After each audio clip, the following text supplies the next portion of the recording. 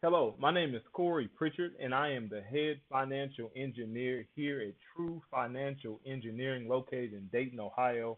And what this video is designed to do is it's just designed to be a quick, I guess, self-help type informational video.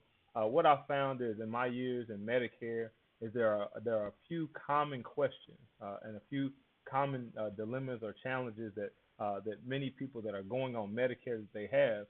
So based on that, then I just put some information together just to kind of give you an idea of what to look forward to, some things to kind of to keep in mind, and also in making a decision. I know it could be very difficult to make a decision during this time just because of the bombarding of the information that you actually receive. You receive so many phone calls, letters in the mail. Your mailbox is full. You go to Walmart or to the pharmacy, and then you have representatives that are there with a table set up. You've been invited to events that may offer certain things to you. You just have so many options, and it's just like, what do I do? Even with the Medicare and You book that they send you out, it's a thick book full of tons of information. And if you've never had to deal with any kind of health insurance before, very difficult to maybe digest and get through. And maybe even with some medical background, it still could be different, difficult because Medicare is different than private insurance. Also, it's a case where it's updated, it changes every single year. So it's just certain things to keep in mind to have an idea of what exactly that you'll find. So what you'll get out of this video, you'll get the definition of what Medicare is, obviously. I will also give you some tools about how to evaluate how you want to go about not just Medicare, but also some of the other options to take care of some of the benefits that Medicare does not provide. So I will provide that. And then who you call, who do you contact? Most people, obviously are putting something like this together. They're saying call me and they want to present themselves as the expert. But to be honest with you, there's so many resources, that are provided that you can talk to someone that does not get a commission. They don't get a check for giving you advice. And I think that's probably the better or the best place to start out with. You can always talk to someone else, but I think that's the best place to start. So let's go ahead and get right into the information. I don't want to make this any longer than I need to. First of all, if you're dealing with Medicare, then go ahead and visit the Medicare.gov website. I believe that's the way the website it should be. You can verify that. You can also review your Medicare and You booklet that you get in the mail. You probably get that about 90 days, or probably about 90 days before you turn age 65. You should get that booklet, and they send one every single year, and they have to list all the updates, everything that changes, costs, premiums, plans that are available in your area. All those things are listed in the Medicare and You handbook. So if you don't have that, you can always go to the website and you can actually download a copy of that. So you can actually view that on your cell phone, tablet, anything like that. So that is something that's an option. Um, so what Medicare is, Medicare is a government-provided health plan uh, that working Americans pay into annually. So that's just a simple definition. You can obviously go out and get a more specific information. Again, this is supposed to be just low-level, just layman terms information, the best way I could put it. So what is Medicare Part A? Just put simply, Medicare Part A is coverage for the facility or building, okay? So the example I use is the hospital. So that's Part A. So what is Medicare Part B? Medicare Part B is coverage provided to pay for services received from doctors and medical professionals. So I put the people, it's just an easier way to kind of think about it. And it's provided directly through Medicare. Okay, you'll also hear about Medicare Part C, which is a fairly, newer option for Medicare beneficiaries. Another name that you have for Medicare Part C is Medicare Advantage, and this is coverage provided that combines Medicare Part A, Medicare Part B, Medicare Part C, and Medicare Part D, which we'll go through next. These programs provide coverage for some basic hearing, dental, and vision. Some programs may also provide a membership to a wellness club or a stipend for over-the-counter items for personal needs such as toothpaste, toothbrushes, bandages, and pain relievers. These plans are provided by private insurance companies. Make sure I say that again. They are not provided directly by Medicare. They are uh, managed by private insurance companies, meaning that if all the billing actually goes through the private insurance companies, uh, all the customer service is going to go through the private insurance company. So everything is handled by a private insurance company, and they are not provided directly through Medicare. So, in looking at a Part C plan, just keep in mind that it sounds like a wonderful thing, and it could be. But when you're looking at the services, the additional services that they offer, such as the membership, the gym membership, which sounds great. You can take a look at that to see what the details are. But more specifically, when you're getting into the dental, hearing, and vision coverage, you want to make sure that you're asking specifically what is covered. Medicare does not cover any of those three services, and then you have something like Part C that comes in that seems like it's a rescue. You're going to look at it like it's your like a health plan through the employer, but it is not. These Some of these plans only cover cleaning, possibly X-rays. Some of them, as far as vision goes, they may only cover the eye exam. They may not cover anything for the actual equipment or contacts. And as far as hearing, they may just cover the actual test, the hearing test, and they may not actually cover like the hearing aid. So you want to make sure that you're asking specifically, what these plans actually offer, so you can correctly evaluate it. And why do you want to do that? As because if you make a decision and then you pass through the different enrollment periods that we'll go through in just a moment, and you're going to be locked in for the entire year. So if you find out mid-year now that you need hearing, dental, or vision coverage, that something major's gone on, and you assume that you had this plan that was going to cover it, and it's not going to cover it. Now you got to pay it out of pocket. That's something that you would have liked to know 6 months earlier, right? So just a point of making sure that you actually look into that information so that you know in detail what it actually covers. What is Part D? Medicare Part D is coverage provided for prescription medications, and these plans are provided by private companies, not Medicare. I want to make sure I say that again, okay? Medicare, original Medicare, Part A and Part B, they do not give you coverage for prescription drug coverage.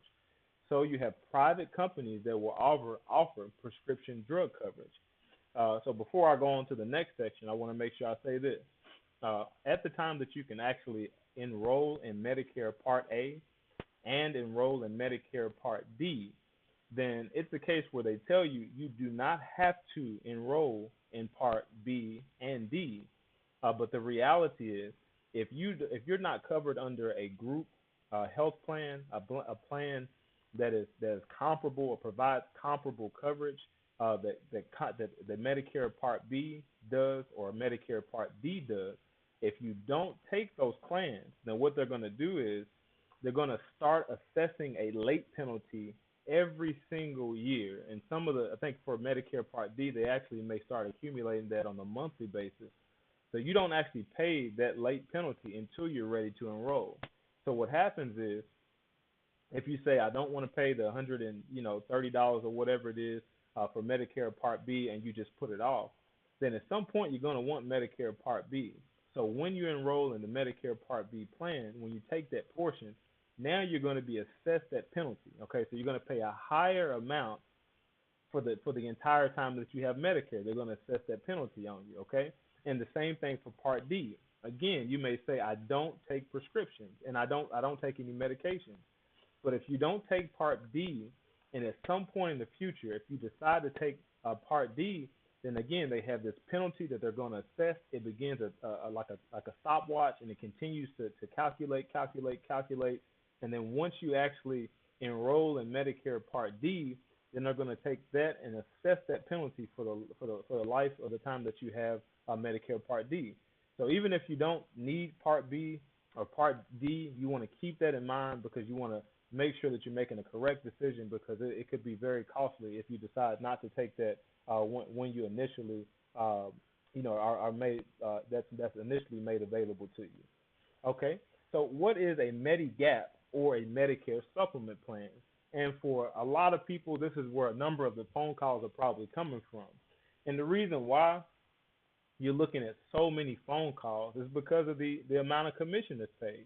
It's a decent amount of commission that's paid. Also, the renewals on some of these are pretty good. So, you have representatives, licensed representatives that are hammering the phones. Why? Because they have to make a living. Okay, a lot of these people, they only work on commission, so they're gonna make as many phone calls as they can because they only have a window of time to be able to contact certain people, and it's all about the number. So you're going to get a bombardment of phone calls, okay? So what is a Medicare gap, a Medigap, or a Medicare supplement plan? So what a Medicare supplement is, or a Medigap plan, it is coverage provided by a private health insurance company to pay some or all of the expenses remaining after Medicare pays for covered services.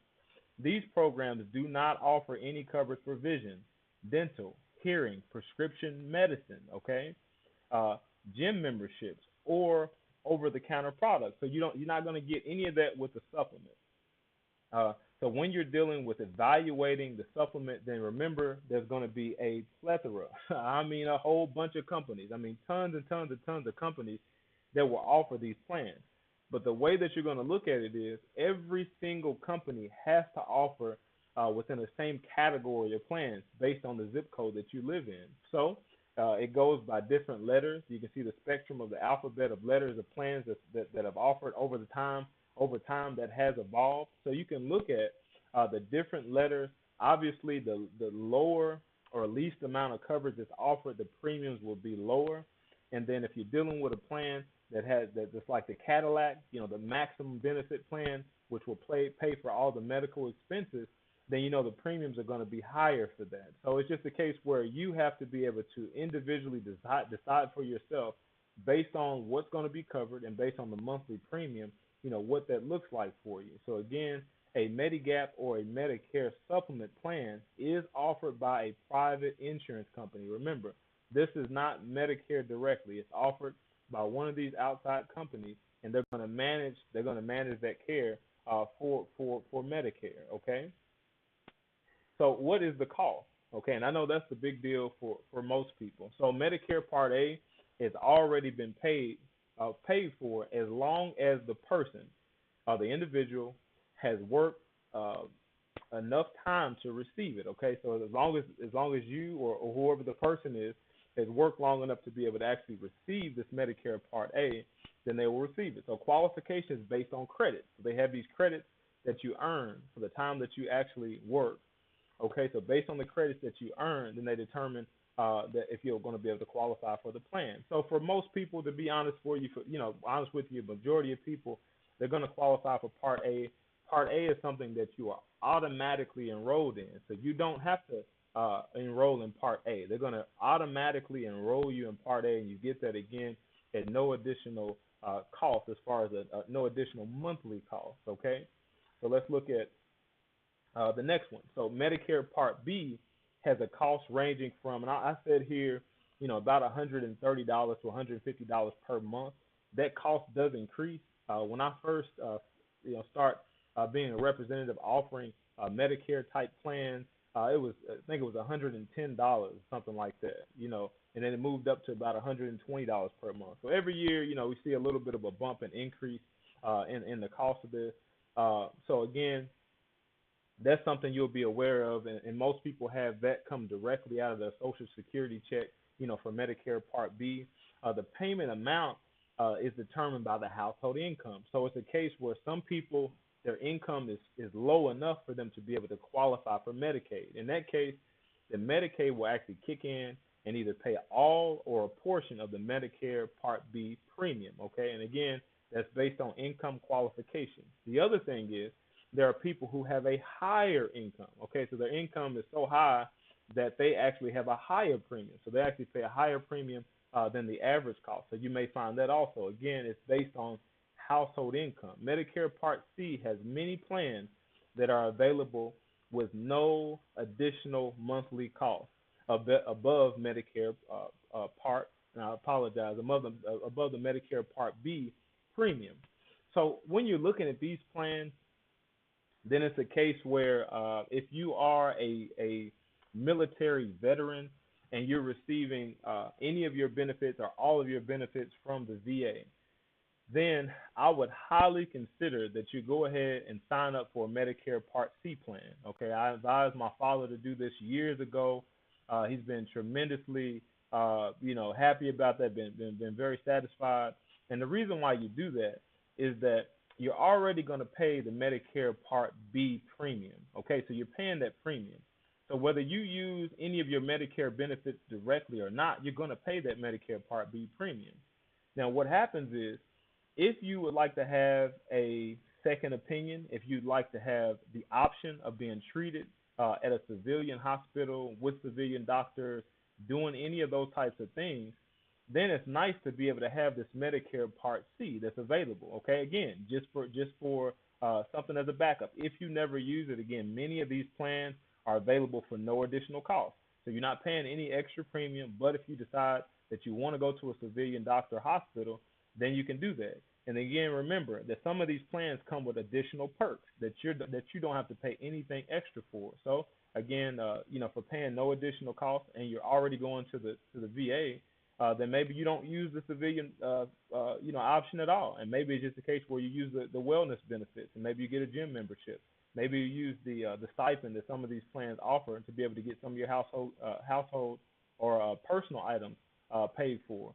Maybe it's a case where you are not, I guess, all that happy with maybe the vision, hearing, and dental side, and you just like to have some of the basic coverage that's provided, under the Medicare C plan. So the great thing is that I highly recommend, again, for all veterans that you at least consider that option, because especially if there's plans available in your area that you're not paying any premium for. For everyone else, then it's a case where, again, you have these plans that you don't pay an additional premium for above the Medicare Part B normally, but there are plans that may have a premium. Okay, so that premium could be, anywhere in the ballpark of like $20, $20 per month, or it could be as high as like $100 per month. Per month, based on the individual plan that's offered by the company, and then based on your zip code. Okay, this has nothing to do with your actual has nothing to do with your actual health and qualifying for that. It's just based on those things. Now, sometimes with the Medicare Part C, I believe that people that are on disability, they are allowing some of those people to qualify for Medicare based on disability, where you've been disabled for at least 24 months. Then you qualify. I believe they are allowing you to go ahead and take advantage of the Medicare Part C plan, but you will not be able to take advantage of the Medicare supplement plan. So that usually those Medigap plans, they don't allow anyone that has Medicare that qualifies based on the disability coverage to be able to sign up for that. That's just normally what happens. Okay, and Part D, Medicare Part D can range from maybe like as low as $10 per month. You have some of the local pharmacies that actually offer their own prescription D plan. Could be as high as $50 per month.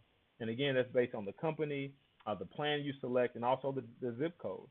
So there is no additional premium if Medicare C is selected. So again, with Medicare Part C, you're combining Medicare Part A, Medicare Part B, Medicare Part C, and then you're taking Medicare Part D, and you're combining those all under the private insurance company that's going to provide the coverage for you. So you don't have to pay an additional premium for Part D if you actually have the Medicare Advantage plan. So if you're looking at a Medigap plan or a Medicare supplement plan, again, they range, but depending on the different letters. Again, you got those spectrums, and you can look at anything you can find on the internet anywhere, okay, and pull that stuff up, or in your Medicare and U book, you can actually see that.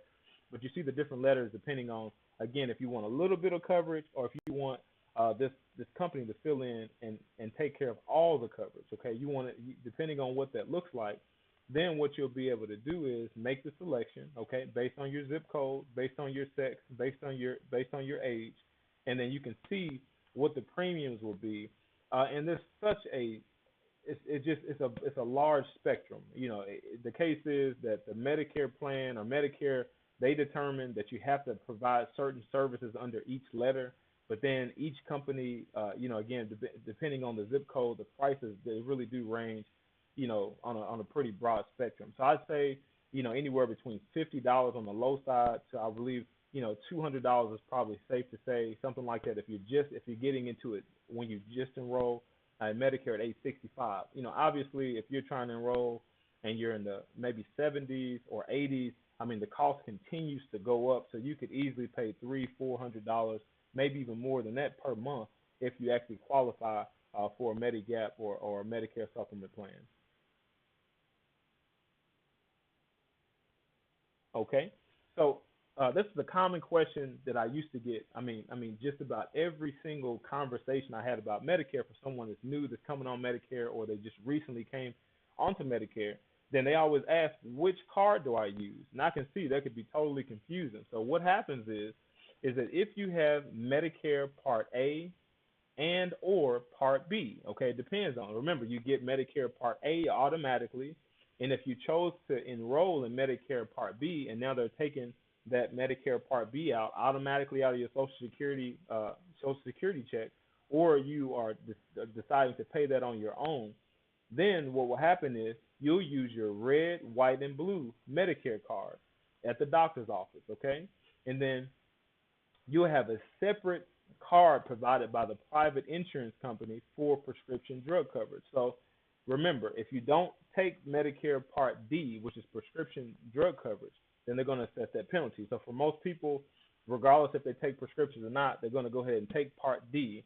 And in that case, then you'd have two cards that you would actually present depending on if you go to the doctor or the hospital or if you go to the pharmacy. And if you actually decide to enroll in the Medicare Advantage plan or Medicare Part C plan, then you'll only use the card provided by your private insurance company. Okay, you'll have the one card that you present. Okay, the one card will be used at the hospital, at the doctor's office, and for the pharmacy. Okay, and if you have a supplement or a Medigap plan, then you'll use three different cards. Okay, so what will happen is that you have your red, white, and blue card, your Medicare card. Okay, you need to show that card, and also you'll need to make sure you show your actual Medigap plan, which is the company that provides the Medigap plan. They'll give you a card. So you're going to present both of those cards when you go to the doctor, when you go to the hospital. And then whatever the prescription drug company that you decide to go with, that when you go to the pharmacy, then you'll have to present that card to the pharmacy. So again, remember that with a Medicare supplement or a Medigap plan, then you'll present three different cards. Okay. Now here's a excellent question. Okay, so for someone that's saying this is really confusing and I really just want to be done with it, I just really want to know, how do I assess this information? How do I evaluate, digest this information, and make a decision so that I don't regret it for the rest of the year? So here's some recommendations that I have. So I say the best option depends on what? Your individual health, your personal budget, and your zip code. Okay? I said here that Medicare Part A and B combined will only pay for 80% of the medical expenses that are covered services. So under Medicare, it doesn't matter what type of plan that you have that we're looking here. If it is a case where you're getting a service or receiving a service that's not covered by original Medicare, Part A and Part B, then it doesn't matter what plan you have, none of those plans are going to cover it. Something like cosmetic, surgery, something like that, then it's not going to be covered. If it's not covered under original Medicare, then it's not going to be a covered service. Again, it has to be a covered service that Medicare says that yes, this type of service is actually covered. In that case, when you receive services, then Medicare is willing to pay up to 80%, which leaves what? 20% that you would actually be responsible for. So you also have to consider, in addition to the cost, that's actually called co-insurance. Okay, in addition to your co-insurance cost, that 20%, then you have to consider the deductibles. Okay, because there's a separate deductible. Okay, that you have to consider when you're dealing with that. And these things, they can actually reset. So just because you met the deductible for one 90-day period, then it could be another deductible that you have to you're required to meet if you're hospitalized for another 90-day period. So it's the case you just really want to make sure that you're looking at the worst case scenario. I mean, it'd be nice if you look at the best case scenario, but it's always good to plan for the worst case scenario. And if it was a really bad year, then what would that cost look like? What would the out of pocket expense look like for you? And then for Medicare Part D, there's separate deductibles. Okay, there's other deductibles that you have to meet, and there's other copays that you have to pay. Okay, so you just want to really look at that and make sure that as you're trying to get an idea of what works best for you, you really want to look at, again, your unique situation. So what's good for you may not be good for someone else, and what's good for them may not be good for you. So you want to make sure that you keep all this in mind when you're evaluating, okay? So if you're looking at a Part C, then what you have to consider are the copays, okay? They're going to be copays for everything. So depending on the company, again, that you go with, depending on the plan that you select, then you have copays when you go to your primary doctor, okay? You have copays you have to pay when you go to any specialist that you go to. If you have a case where you have to go to the urgent care or emergency or urgent care, then urgent care will have a copay, okay? And then in the emergency room, if you have to go to the emergency room, it has a copay. It's possible if you have to go in the ambulance that there's a copay for the ambulance, okay? So you want to make sure you keep that in mind. So when I'm looking at a Part C or Medicare Advantage plan, it sounds good because there's a $0 monthly premium. But again, keeping in mind all of these things so that you can make a correct decision is that once you tally up, okay, the copays that you'd be responsible for, then what would the cost be for the year, okay? So those things, of course, can add up if you have a number of doctor's visits. But imagine if you're hospitalized, okay? Imagine if your copay, and this is very realistic. What if your copay is $275 or $325 or $350 per day, right? What if you're hospitalized for 5 days and then you're released, and then 3 months later you're hospitalized again, and what if you have to stay for 6 days? I mean, you have to really look at the cost. And you're looking at your own individual health and say, man, I really got to make sure that I'm taking that into account, because remember, if you're paying $0 in premium, but then you're paying $400, $500, $600, $700 per month in copays, then that's something you really want to keep in mind. Is it really at no additional cost?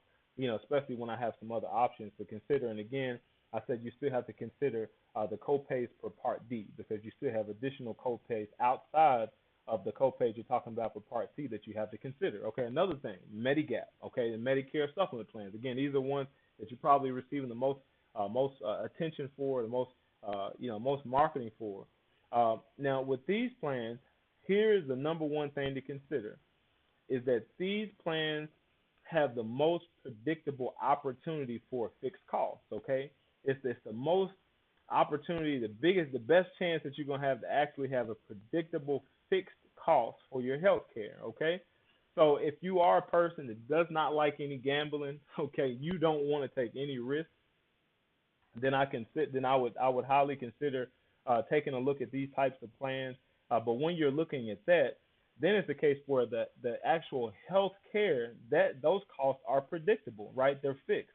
But remember that your Medicare supplement plan or Medigap plans, they don't offer any of the other additional benefits. So still, you have to factor in what is it going to cost you either out of pocket or with another plan for vision, dental, or hearing, okay, and hearing. What is it going to cost you, for your prescription drug plan?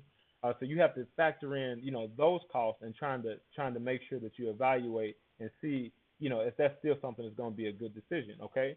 Because the beauty is they do actually offer a plan that will pick up 100% of the Medicare costs. And for a woman age 65 just coming into Medicare, just for an example, in Louisville, Kentucky, then they can look. A woman there can look to pay about $100, either $95 for the second go to the tier. They have the Cadillac, the Echelon BMW plan that pays everything. That one's going to be about $120 to $140, $50, depending on the company that you're working with. And if you take the next best plan, which that plan does not pay for the deductible that you have to pay for Medicare Part B, and I believe it's like $135. So it doesn't pay for that. So you just factor in, paying that out of your own pocket, $135 if you had to use those services. But that plan is about $95, about $195, something like that, for that plan. So you can save a little bit of money doing that. But again, you just have to really be able to evaluate based on where you are. Anywhere in the country, everything is going to be totally different. So just kind of keep that in mind.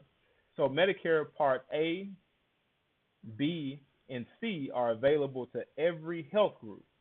Okay, but Medigap or Medicare supplement plans, they may require underwriting, medical underwriting. Okay, which means that it's a possibility that if you decide not to take the Medicare supplement plan, again, when it's initially offered, if you decide not to take it then if you decide to take it, say the next year, then they're going to ask you a bunch of medical questions because it goes through full underwriting. Okay, so based on the way that you actually answer those questions, it could be, smoking is something that they will factor in, height, weight, hospitalization, medical diagnosis, all of those types of things will be factored in, and the company will determine if they're going to accept you.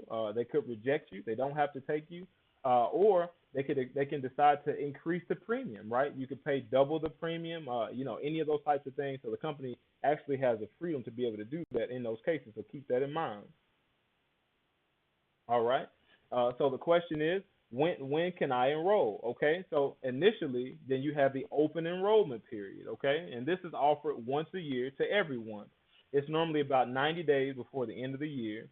You are normally eligible to enroll in Medicare Part B, Part C, Part D, and or a Medigap or Medicare supplement plan beginning 3 months before your 65th birthday. Okay, and that has a window of 6 months, so it goes all the way out to 3 months after your 65th birthday that you can actually enroll. Okay, so that's your open enrollment period. And then you have your annual enrollment period. Okay, so your first opportunity to get into a plan is the open enrollment period. After that, then what they'll do is they'll allow you a window of time to be able to change plans, but you only can change to a like plan. Okay, so here I said that the AEP is offered at the beginning of the plan year. Okay, so remember, we have the open enrollment period that ends the year, but you have the AEP that actually begins the year. Okay, and it's offered to anyone, again, who has signed up for a plan. So if you didn't sign up for anything, you can't make any changes. But if you did sign up for a plan, then you can change to a like plan. So if you took a Medicare Part C plan or a Medicare Advantage plan, then you could change to another Medicare Advantage plan. But you cannot add or drop prescription drug coverage. So if you took a Medigap plan or a Medicare supplement plan, then you can change to another Medicare or a Medigap plan. But you can't switch from a Medigap plan to a Medicare Advantage plan. And again, you cannot switch from a Medicare Advantage plan to a Medigap plan during this time. And you cannot add or drop prescription drug coverage during that time. So that's the way that those two enrollment periods work. The last one is called the special enrollment period, SEP, okay? And this is year-round enrollment based on qualifications. So any person meeting specific emergency requirements can change to any plan, okay? SEP is also granted to anyone leaving a qualifying group health insurance or COBRA. So this period is usually 6 months, okay? 3 months before the event, up to 3 months after the qualifying event, okay? So it's a case where if you are turning 65, but then you keep your group health plan, you can keep that, say, for however many years. So say you kept it for 3, 4, 5, 6 years, and you decide, hey, this thing is more expensive than I would like it to be. I'd like to kind of see what's out there. Then normally the group health plans don't allow you to go back on the plan. So if you cancel that plan, you decide that you do not want that plan anymore, then they usually won't allow you to go back. But what you can do is you can access this enrollment period, this special enrollment period, and if you wanted to look at a Medicare supplement during this time, which is the time that I recommend, is that when you initially enroll in Medicare, at that time, and or when you qualify, are using your special enrollment period. At that time, there is no medical underwriting for the Medigap or the Medicare supplement plan. So that means that anybody with any health care condition can get that, and it's a case where the cost is totally fixed, and then you can keep that as long as you feel that it financially makes sense, and that at any point in the future, if you decide that you don't like the way the costs are increasing, then you can decide that you just want to switch over, and you can go ahead and take another plan and go to a Medicare Advantage plan at that time. Then you can possibly do that. Okay, so here is what do I recommend? Okay, so here's some things I recommend. Inside your Medicare and You handbook are all the plans available in your area. Medigap supplement plans, they are available without medical underwriting during your initial enrollment in Medicare. So I recommend considering these plans first. Combine the monthly premium required for the Medigap plan, the monthly premium that's required for Medicare Part B and Medicare Part D, and the monthly cost for dental, hearing, and vision plans, okay? This number could be as high as $350 per month, maybe higher than that to begin with. And or as low as $200 per month, okay? So it could be anywhere in that range, could be a little bit lower, a little bit higher. But these medical costs are fixed for the entire year, no matter how often services are needed. So note, the premium for Medicare Part B, Part D, dental, hearing, vision, and the Medigap plan will likely increase every single year, okay? And the Medigap plans do not have to keep every beneficiary each year, so they could cancel them. So my recommendation is that at least consider the Medigap plan initially. Again, when you first are coming into Medicare, or when you're first coming off your group health insurance, then consider these first. Why? Because again, there's no medical underwriting, okay? So anybody that wants to enroll when you're coming into Medicare initially, they can actually get one of these plans. So I suggest that you at least look at it. But again, you want to factor in the entire cost, not just the cost of your medical insurance. You want to make sure that you take in the cost of everything else so that you can make a correct decision, okay? So when looking at a Medicare Part A and Part B only, okay, only being on the original Medicare, then consider the deductibles, okay? Remember, Medicare is going to pay their 80%, which leaves you with the 20%, okay? Also consider the Medicare alone does not provide any vision, okay, no dental, no hearing, and no pharmacy benefits. And also consider the deductibles, okay?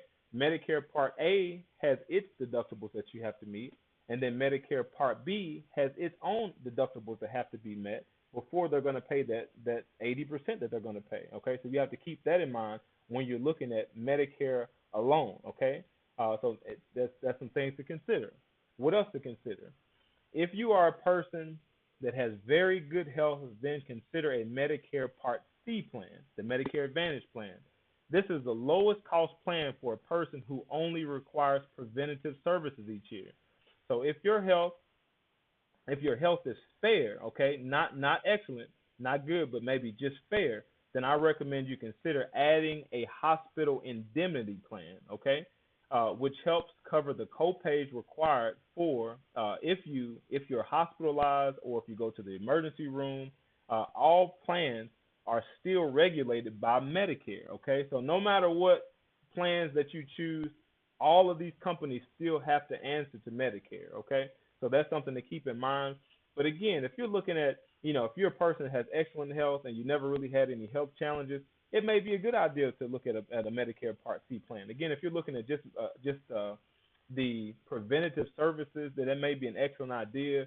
And again, if you're looking at your health is just fair, then you may have to go look around a little bit for a hospital indemnity plan. But what a hospital indemnity plan is they have a fixed payout schedule based on exactly what happens, and they're going to pay you a certain amount of money per day, okay, or per incident if something happens. So say they may pay out $50 or $100 if you have to go to the emergency room. If you're hospitalized, they may pay $300, $400, $500, $600, or more depending on the premium. Okay, so if you're willing to pay a higher monthly premium, then maybe they're willing to pay a little bit more per visit, per incident.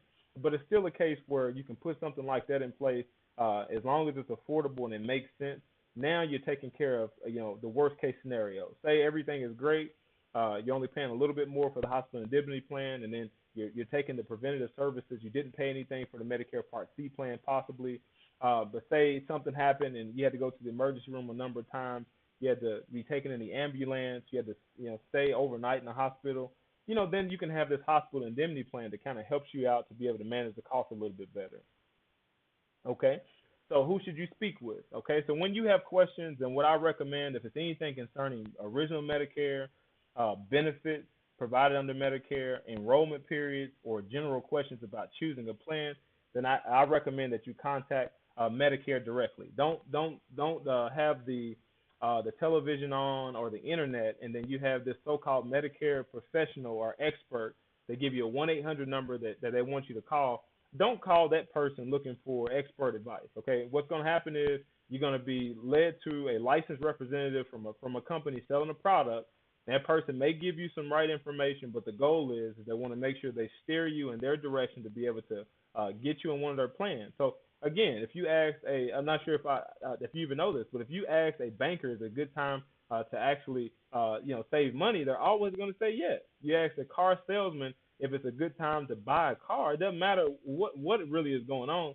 It's always a good time to buy a car, right? So you want to make sure that if you can, you can get in front of somebody that really doesn't have anything to gain out of the situation, that is an expert, that's trained, so they can give you that third party, kind of neutral advice or information. So that's usually why I suggest maybe directly going to Medicare first. If you have questions regarding Medicaid, if your income is low enough, you have questions regarding that, then you contact your state Medicaid office.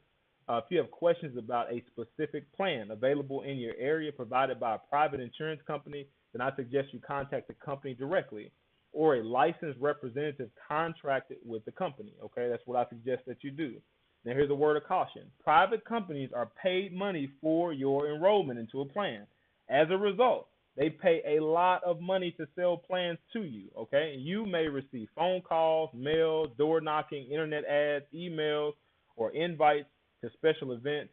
Every year they change the rules of the way that people can market, so that all changes. So year to year they'll be able to plan a different way to be able to market. But these are some of the ways that you could possibly be contacted. So what I ask is that you use common sense and always ask very specific questions about the company and the credentials of the person before providing any. And again, any. I don't care if it's your first name. Don't provide any personal information if you feel like this is not a reputable person, or you can't have anything that can prove that this is a reputable company and person that you should be dealing with. Okay, this is what I recommend. If you really have any kind of concerns and you feel like something is just not right, then you can collect the specific information from the representative, get the company, get their specifics about whatever it is, collect as many details as you can get, and then you can contact Medicare directly. You can either call them or you can go to their site and see if the company is listed there. So that way you have a better idea of what you're dealing with, okay? So with all of that being said, I really appreciate your time. If you have additional questions about Medicare, then you can feel free to reach out to me. Again, for me, I am a licensed professional.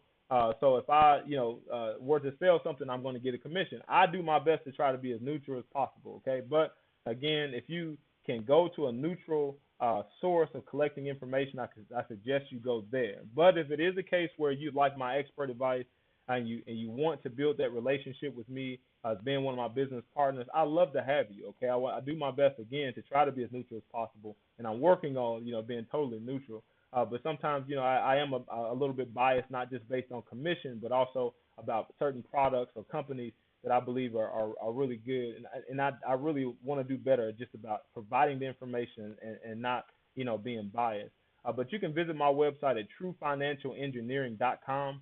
I have a number of videos there, and I'm always uploading and doing new videos. So you can click on the training area, and you can see some of those videos. You see my email address there is corey.truefinancialengineering@gmail.com.